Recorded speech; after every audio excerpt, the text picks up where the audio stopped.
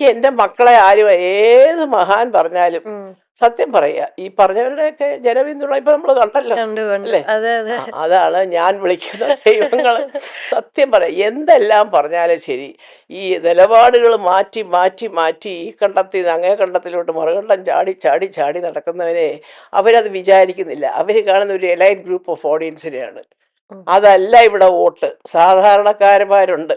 ഉം, ഇപ്പൊ കണ്ടില്ലേ, അയ്യോ ഇന്നാര് വരണം ഇന്നാര് വരണം എന്നൊക്കെ അതെ പറഞ്ഞൊരു അതെ. സാധാരണക്കാര് റോഡ് സൈഡിൽ നിന്ന് വർത്താനം പറയുന്നവര്, ഡെയിലി അധ്വാനിച്ച് കുടുംബം നോക്കുന്ന ഓട്ടോറിക്ഷ ഓടിക്കുന്നവര്, അവരെ അങ്ങനെ ഒരു വലിയ ജനവിഭാഗത്തിന്റെ വോട്ടിലാണ് സ്ഥാനാർത്ഥികൾ ജയിക്കുന്നത്. അല്ലാതെ കുറെ സിനിമാക്കാരുടെ തോളത്ത് കൈ ഇട്ടുകൊണ്ട് ഫോട്ടോ എടുത്താലൊന്നും ഇവിടെ അല്ല. ഒന്നും ജയിക്കത്തൊന്നുമില്ല. എന്താണ് ഇത് പറഞ്ഞത്? അല്ലെങ്കിൽ വലിയ കുറെ ആൾക്കാരുടെ കൂടെ പുറകിൽ നിന്ന് ഇങ്ങനെ എത്തി എത്തി നോക്കി, ഇതൊന്നും അല്ല കുഞ്ഞെ ജീവിതം എന്നൊക്കെ പറയുന്നത്. അപ്പം ഞാൻ എപ്പോഴും പറയും, അതൊക്കെ നോക്കുമ്പോൾ ചില കാര്യങ്ങൾ കാണുമ്പോൾ, പ്രത്യേകിച്ച് ഈ ആട് ജീവിതം സിനിമ കണ്ടപ്പോൾ എനിക്ക് സങ്കടം വന്നു.